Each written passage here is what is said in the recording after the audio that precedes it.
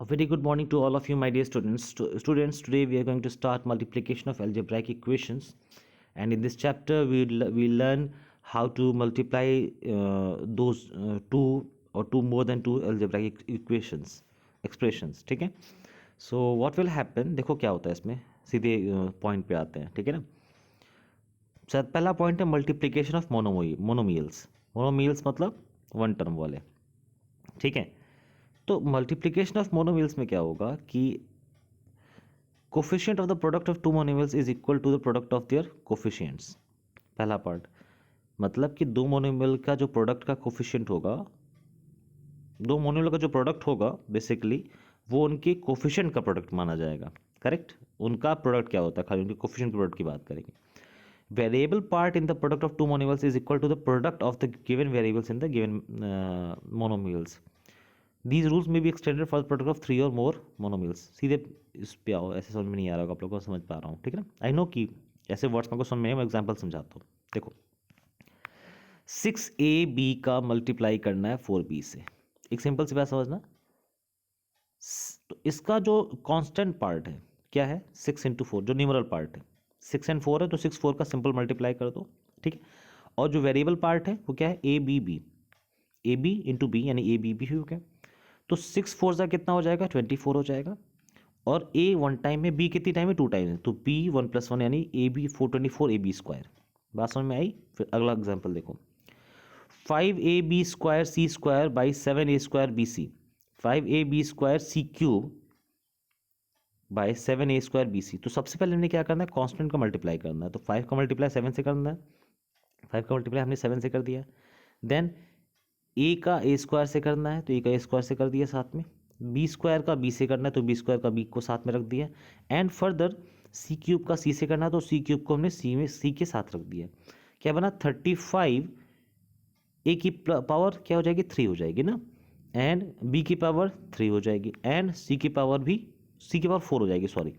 तो 35 a³ b³ and c की power 4. ठीक है. सिमिलरली इसमें भी है, कांस्टेंट का मल्टीप्लाई कांस्टेंट से पहले करेंगे तो -6 इंटू 2/3 आ जाएगा. x² को मल्टीप्लाई x के साथ कर दो, y का मल्टीप्लाई y³ से कर दो, z का मल्टीप्लाई z² से कर दो. तो x² into x, y into y³ and z into z². अब एक चीज़ समझने वाली कि यहाँ पे स्टूडेंट्स पावर्स का क्या होना है, एडिशन होता है. ठीक है ना. मल्टीप्लाई करने मत बैठ जाना पावर में कि पता चला यहाँ पे क्योंकि सर y की पावर 1 है एंड y की पावर 3 है तो सर 1 इंटू 3 कर देते हैं 3. नहीं, y की पावर कितनी आ जाएगी, 4 हो जाएगी. ठीक है ना. In this way you can complete this example part very smoothly. ठीक है ना.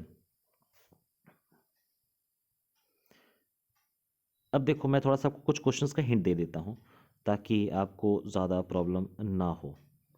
ये सारे तो करने ही करने, एक्सरसाइज 6b के सारे क्वेश्चंस आपको करने आपसे हो जाएंगे, उसके लिए आप परेशान मत होना. ठीक है ना. और देखते हैं. तो अगर हम लोग बात करें कुछ इंपॉर्टेंट पार्ट की, जैसे कि क्वेश्चन नंबर 18, 19, 20 एंड 21 में, तो मैं एक दो क्वेश्चन का हिंट दे दे रहा हूँ, देखो कैसे करते हैं.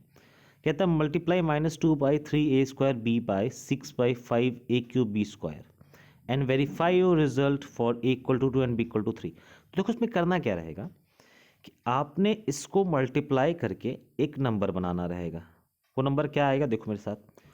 कांस्टेंट का कांस्टेंट से मल्टीप्लाई करेंगे तो ये बन जाएगा -4/5 एंड a की पावर 5 आ जाएगी एंड b की पावर 3 आ जाएगी. फिर अब क्या करना है कि आपको लेफ्ट हैंड साइड में ये नंबर लिखा होगा और राइट हैंड साइड में ये नंबर लिखा होगा. तो लेफ्ट हैंड साइड में = 2 एंड b = 3 रख के एक वैल्यू निकालोगे. ठीक है ना. और राइट हैंड साइड में भी = 2 एंड b = 3 रख के वैल्यू निकालोगे. जैसे मैंने कहा -4/5. a को मैंने जैसे 2 रखा हो तो क्या बन जाएगा, 32 बन जाएगा क्योंकि a 2 की पावर 5 रखनी है. b को मैंने जैसे 3 रखा तो क्या बन जाएगा, 27 बन जाएगा. तो यानी एक यहाँ वैल्यू आई जो कि है -4 इंटू 32 इंटू 27/5. ऐसी ही वैल्यू अगर यहाँ सेम लेफ्ट हैंड साइड में भी आ रही होगी तो हम लोग क्या कहेंगे कि ये आपका वेरीफिएबल है, यानी इसको हमने अपने रिजल्ट को वेरीफाई कर दिया है. सो स्टूडेंट्स इस तरीके से आई बिलीव कि you can complete the question this exercise up to question number 25 and in next class will read this multiplication of monomial and binomial, ठीक है ना। फिर 5C देन 2 बायनोमियल, 5C के बाद फिर 5C नहीं 6C देन 6D, प्रोबेबली इसके बाद फिनिश ही हो जाएगा हमारा chapter. So that's all for the day student, thanks a lot.